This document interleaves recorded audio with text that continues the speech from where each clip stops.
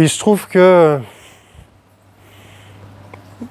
Royler qui a gagné de 96 à 99 les championnats du monde, ça, hein, on pourrait dire que c'est old school. Mais le jiu-jitsu moderne l'utilise. Ils ne savent pas que ça vient de là. Enfin, ils ne savent pas. Très peu de gens le savent. Le cross grip. Vous connaissez le cross grip? Ok, donc on peut le connecter magnifiquement d'ici. Donc l'idée, c'est vraiment d'essayer de mettre son over-under et de mettre beaucoup de pression. D'accord? Mettre beaucoup de pression. Vous allez mettre de la pression sur lui, ça va être difficile pour lui. À partir du moment que vous soyez là ou là, peu importe. Parce que des fois, en fait, ce qui se passe, c'est vous allez vouloir venir ici, lui, il va enrouler, et donc vous n'aurez pas le choix, en fait. Ok? Les deux sont bons. Mais ce qui va être déterminant, c'est vraiment de venir lui mettre beaucoup de pression. Là, vous voyez comment je me lève là sur mes orteils? Il y a une différence entre ça et ça. Ça change tout. Là, ils sont rien. Donc, on se met sur les orteils. Ce qui va se passer, c'est que quand vous allez combattre avec des mecs qui ont de l'expérience, ils le voient venir, ils savent le danger, ils savent défendre, et donc ils vont tout faire pour pas se retrouver les hanches là. Ils vont tout faire pour sortir les hanches. Donc même si vous avez le over-under, ils sortent les hanches et vous galérez à les verrouiller. Donc à l'usure, vous pouvez l'avoir. Vous êtes patient, si le combat le permet. C'est toujours bon de le fatiguer. Vous fatiguez le mec, vous fatiguez, ne vous découragez pas. C'est Guy Mendes qui parlait de ça, et il en parle à ses athlètes. Donc je vous en parle par procuration dérivée, je ne sais pas comment on pourrait dire ça, mais il parle beaucoup à ses athlètes de la frustration dans le combat. C'est-à-dire quand tu tentes une action qui ne passe pas, on a tendance naturellement à être frustré. Et en fait, il ne faut pas voir ça comme une frustration, comme un échec. Il faut voir ça comme si, comment dire, tu mets un coup de bazooka dans une porte, tu vois, boum, boum, boum. Et en fait, tu es en train de l'enfoncer à chaque fois, la porte. C'est pas un échec, en fait, mais tu te rapproches juste du but, tu vois. Donc ça veut dire si tu mets ton over-under et que tu passes pas tout de suite, c'est pas parce que le mec il défend que ton attaque elle est mauvaise. Lui, il use de l'énergie, tu vois, boum, boum, boum.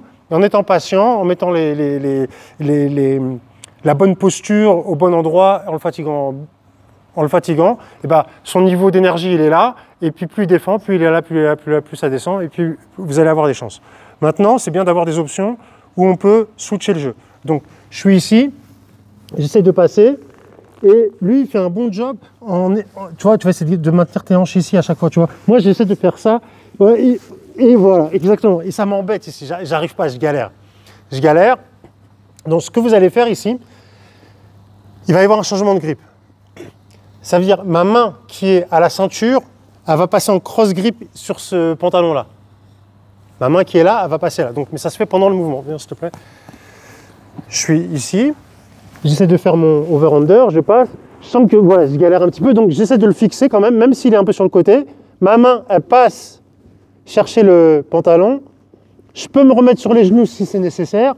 Je fais attention juste que cette jambe-là ne revienne pas en travers. Et là, j'attrape. Et là, Bibi, il va galérer. Fais tes abdos, mon gars, parce que tu vas morfler. Et là, en fait, j'avais appelé ce passage de garde le Zidane passe. Coup de tête. Et là, en fait, ce qui se passe, c'est vu que je me mets sur mes orteils, c'est très galère pour lui. Et on a le passage ici. Ok, c'est vraiment très, très désagréable. Et encore là, je l'ai fait vite pour ne pas lui faire mal. Mais, évidemment, lorsque vous arrivez à avoir le cross grip et le col, piano. On le fait, d'accord? Donc, je remonte une fois. Attends, on va peut-être montrer de ce côté-là, comme ça ils vont voir le changement de grip. On est ici. J'essaye mon over-under. J'y arrive pas. Donc, je viens changer. Je peux venir ici. Je change. Je passe de là à là.